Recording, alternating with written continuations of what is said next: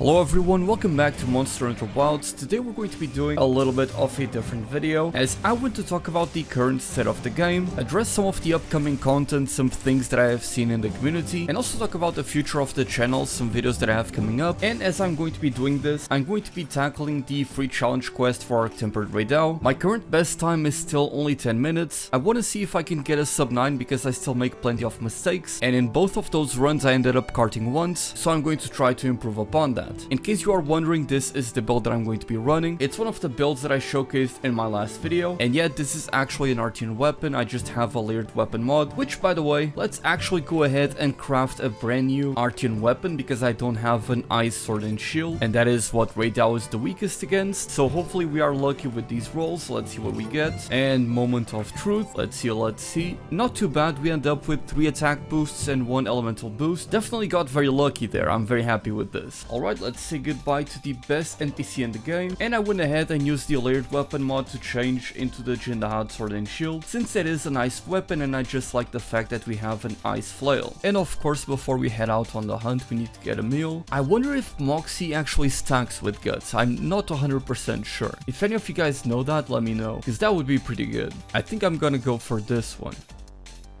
And also guys, feel free to leave this video in the background, second monitor, whatever it may be, because this is going to be a massive yap session. But just so you have something on your screen, you're going to be seeing me struggle against getting a good time against Arc-Tempered Raidao. Dude, I'm still in awe as to how they make the food look so good in this game. Now, as I said before, I want to talk about the current state of the game. Now, as a lot of us would have expected, the game's player base has dwindled down quite a bit since the game's release. Back when Wilds first released, the game launched with around 1.4 million concurrent players on Steam alone, which is absolutely nuts. The game blew up like crazy, and it was definitely Capcom's biggest launch, and obviously it was not a sustainable number. It was eventually going to go down, which ended up happening, but the player base was still around for Monster Hunter Wilds for a very big amount of time, because the game still had plenty of content, even though the end game is something that you can casually go through very quickly. You can finish your end game build pretty quickly. You are showered with decorations and whatnot.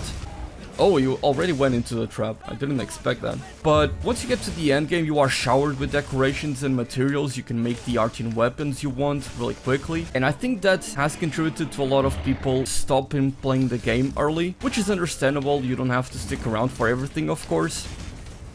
Oh god, I'm getting hit by everything. There you go. We perfect dodge, and then we slide to the side. That's what you want to do. But even with the festival, I think that the festival had around 200k concurrent players, and now that we have such a minor update with Arc-Tempered Raidao and the challenge quest, I think that currently we have around 80,000 concurrent players on Steam from just the challenge quest alone on a 24-hour period, which is definitely a very healthy number. It probably still puts the game at one of the top current games on Steam as far as active players go, and I'm sure a lot of developers would kill for that kind of player retention, but I'm curious to see how Capcom is going to try to maintain the player base active. Are they going to try to reinvigorate the endgame of Wilds with Title Update 2? Oh, I got that actually. I wasn't expecting to get that. And boom, nice. Love to see it. I'm actually doing quite well on this run. I should be getting the Palico sleep anytime now. I could have flash bought that. But of course, I'm also very excited for the upcoming content. Title Update 2 is launching in summer, and we're getting our boy Lagiacrus back. Very, very exciting stuff. When I played Monster Hunter Tri back in the day, I always loved Lagiacrus' design, but I wasn't a huge fan of the game for multiple reasons. One of them was simply the fact that it was on the Wii and I didn't have a Wii controller, and playing it with the Wii remote wasn't a very fun experience. Ah shit, I woke him up without using the bombs. That's fine. This is a very chill run either way. Ah shit, I got hit. But I'm curious to see how they're going to be doing Lagiacrus. Are they going to be adding a bunch of moves from its variants like they did for Mizutsune in Wilds? I think they did a fantastic job with him, so... Oh, that actually hit me. I really didn't expect that to hit. Damn. Let me quickly go in here to restock and get my sharpness back real quick.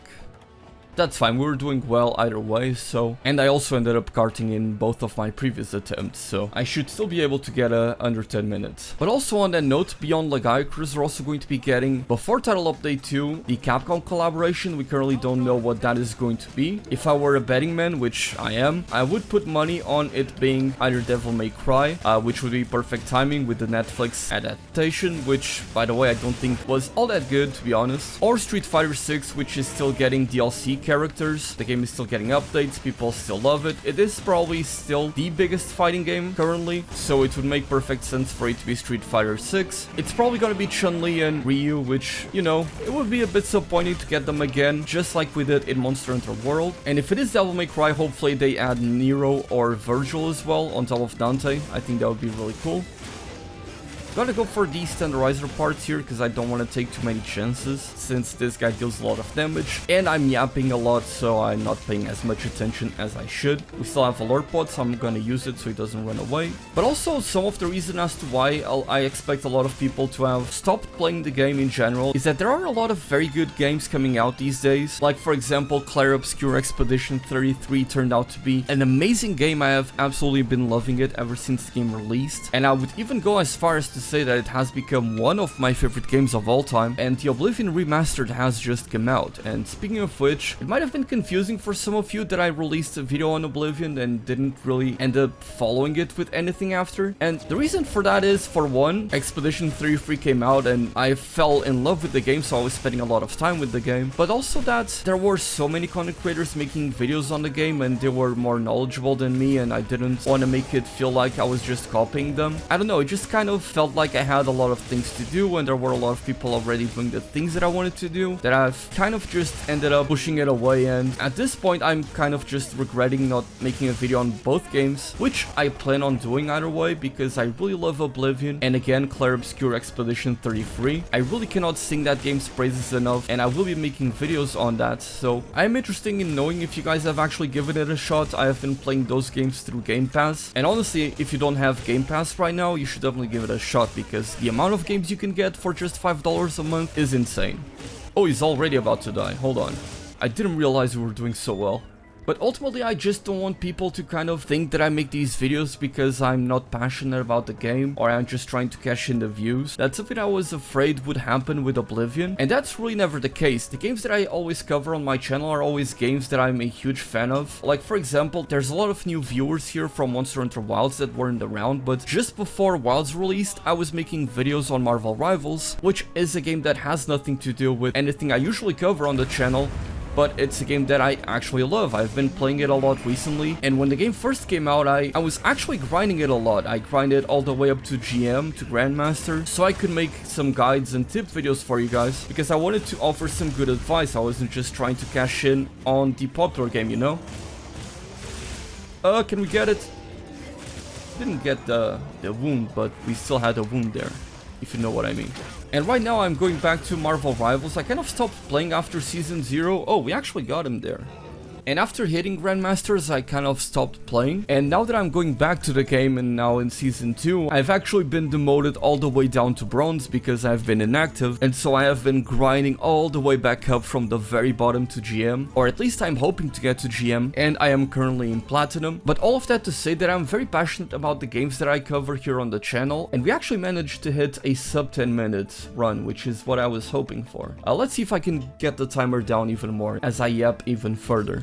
But all of that to say that I love these games that I'm playing on the channel, and whenever I make videos on these games, it's always things that I'm actually interested in, and I do try to stay as informed as I can about them, and that is exactly what I'm hoping is going to be the case with Oblivion Remastered and Clair Obscur Expedition 33. I have put a lot of time in both of these games and I have some videos coming out, and in the case of Expedition 33, I'm currently going through New Game Plus, and I'm going to be making some build videos for the characters, and I guess I want to utilize this video as also a way to thank thank you guys for all of the success on the channel, but also to give you a heads up about the upcoming content, because a lot of you are only here for Monster Hunter, which is to be expected, as that has been the thing that I've covered the most on the channel throughout the years. But naturally, as I would expect many of you as well, I have plenty of other interests as far as gaming goes, and something that I have learned about myself over the past few years is that the thing that I hate the most is feeling regret over things that I have not done. Let's quickly change up the drip and let's go with this. But there's been a lot of games that I've recently released that I didn't cover as much as I wanted to, like Baldur's Gate 3 for example. I released a few videos when the game released, and I absolutely love the game. I've been a fan of Larian for a very long time. I've played countless hours of Divinity Original Sin 1 and 2, and when Baldur's Gate 3 released, I put a ton of time into the game, and I even made dozens and dozens of builds that I have a written guide for, most of them already complete or halfway through done, just sitting on my Notion documents, and I never got to make videos about them because I got burned out at the time, and I really regret that. And with the Oblivion Remastered and Clair Obscur Expedition 33, these games I absolutely love, and I would love to share some of this enthusiasm that I have for the game, and also share some of my knowledge, tips, and the builds that I have, and I think that you guys could enjoy them. There's also the Lies of P DLC that is coming out, and I actually platinumed that game when it first released, and again, it's a game that I ended up never covering on the channel despite how much I loved it, to the point where I platinumed the game in a single week when it released, before any of the patches or anything, so I have a lot of knowledge on that game and I could share all of that with you guys. And there's Borderlands 4 and Ghost of Yotei coming out at the end of the year, again games that I think would be really cool to cover on the channel. I've been a huge Borderlands fan for many years now, since 2014 I want to say actually, so I do want to take a risk on the channel and cover these games, and I hope that some of you guys actually stay for that content. And it's totally fine if you guys don't want to stick around and watch those videos, since if you do not care about those games anyway, oh god, here goes the flashlights. I swear the day transition in this game is crazy. But it's something that I'm very much looking forward to covering here on the channel, and I think I can do a good job at doing so. A lot of you guys come into my videos, and I'm very happy whenever I read your comments and you tell me that you appreciate my tips and my builds, so I'm hoping to provide you with that same value in these other games as well. Now obviously I'm not going to be abandoning Monster Hunter Wilds or Monster Hunter altogether. There's still plenty of videos I want to make. I want to make more videos like this where it's just me talking over gameplay as I play through the game and talk about, you know, the state of the game, what people are talking about in the community, and all of that kind of stuff. One other game that I did actually cover a lot on the channel besides Monster Hunter was Grand Blue Fantasy Relink, which at this point released over a year ago. Gosh, it feels like it was not that long ago. And I wonder if any of you guys that came over from that game actually stuck around and are still watching my Monster Hunter videos. Speaking of which, there has been a lot of discussion in the community pretty much since the game released regarding the game's difficulty or the lack of challenge, to the point where people have become very tribal about it, and I don't know, it just feels like people are being very antagonistic on social media about different opinions on this topic. And I was even actually going to be making a video on Monster Hunter Wilds in general. It was going to be a negative review where I focus on some of the more negative sides of the game, because as much as I do love the game, there are a few things here and there that I dislike about it or that I would like to see improved, and I think it would make for a pretty interesting video that I could even share with Jono, the community manager. Maybe he could forward that video to Capcom, and I don't know, maybe it would be an interesting talking point. But because the discussion on these topics has become so frustrating in many different ways, I've kind of lost all interest in making that sort of video, and I don't know, it has discouraged me from addressing some of those topics in a community. And if I'm honest with you, I did end up losing some faith in the Monster Hunter community when I see people being villainized in the community. Like, the way I see people villainizing Rurikan is crazy. You would think that he has killed the Pope or something, the way that people talk about him these days. And it's simply because he would like to have more challenge in the game and thinks that Wilds is an easier title, which, by the way, it's something that I agree with, and I've spoken about this since my early review for the game. And that is not to say that there is a large portion of the community or that it is the majority that say this. That is definitely not the case, right? It's only the vocal minority. But, you know, it's a bit frustrating to see so much of this happening in the community, where it was, in my experience, previously pretty chill with just about everything. So at this point, I just kind of want to avoid addressing those topics and and kind of just stay in my lane,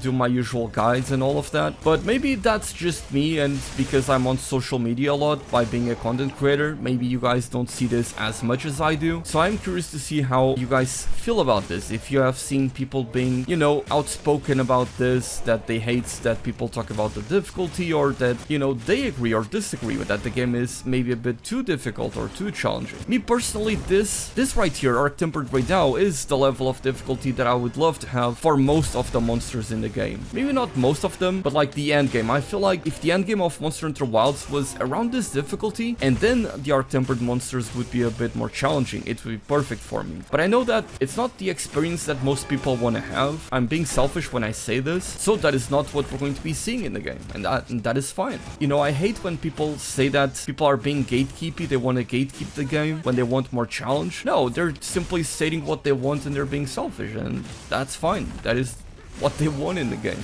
One aspect of that conversation about the game's difficulty that I don't see being brought up a lot is progression in difficulty. So, for example, when people talk about the game's difficulty, they usually refer to Monster Hunter Rise, base game of Monster Hunter World, and how the base game of Monster Hunter tends to be very easy, and only then in the G-Rank expansions do we get actual challenge. And that is true, that is fair. But if I were to compare Monster Hunter to a different series, like for example the Soul series, I think that their approach to difficulty takes into consideration that the player base has become better at the game, because that is another argument that people use a lot. This is usually pretty easy and you have become better at the game, so the games are just too easy at this point for you. Nothing is going to be a challenge for you. Well, if you play through the entirety of the Soul series, I feel like the games become increasingly more difficult, whereas, you know, if you play Dark Souls 2 and 3, you can kind of just have a very easy time, but then Elden Ring is a step up in difficulty unless you play with some cheesy builds, and Sekiro is that type of game where it can either be very easy for you or very difficult depending on how good you are at pairing. So there's always a step up in difficulty, and that is the point I want to get to. You know, you play against Malenia in Elden Ring, you're going to get your butt kicked. You play against the final boss of the Elden Ring DLC, I don't want to spoil for the potentially one person that hasn't finished that yet, and you're going to get your butt kicked in there because that boss is insane. Even after the nerfs, I still think that boss is pretty challenging. And oh, he's coming back already? What the hell? That never happened to me before. I want to take him here into the rock because I forgot to use, or I didn't forget to use it, I actually missed it on my previous attempt. I feel like I'm definitely going to have a worse time in this one because I've been yapping a lot. Oh, it actually hit. Beautiful. But yeah, the point that I'm trying to make is that these games tend to improve difficulty, and I don't see much of that happening with Monster Hunter. And now that we have such a large install base, and the base game of Wilds definitely feels like the perfect experience to get new players into the game, I hope that they go hard with more challenging content like Arc Tempered right now, where, you know, it is typical that I cart once per hunt. I want more stuff like that. That is perfect. But again, I also recognize that a lot of people don't really want that kind of difficulty. They want to have a more relaxing experience, and that is totally fine. I just wanted to share some of my experience and talk about this whole discussion that has been all over the community for a good while now, because I have really refrained from talking about this much, other than just mentioning briefly in my review that I felt the game was easy. Regardless, I still have a ton of fun with the game. That is something that I don't want to come across, that I'm not enjoying the game because I wish it was a little bit harder. I still have a ton of fun with it, but I have a lot more fun when the hunts are this much engaging, and I feel myself improving as I play with them. Oh god. Oh, and now he's asleep. That was a crazy exchange. Bomboklat. He's gotta be close to dying now. I see the skull. I do want to know how you guys feel about all of this. A big uppercut into the head.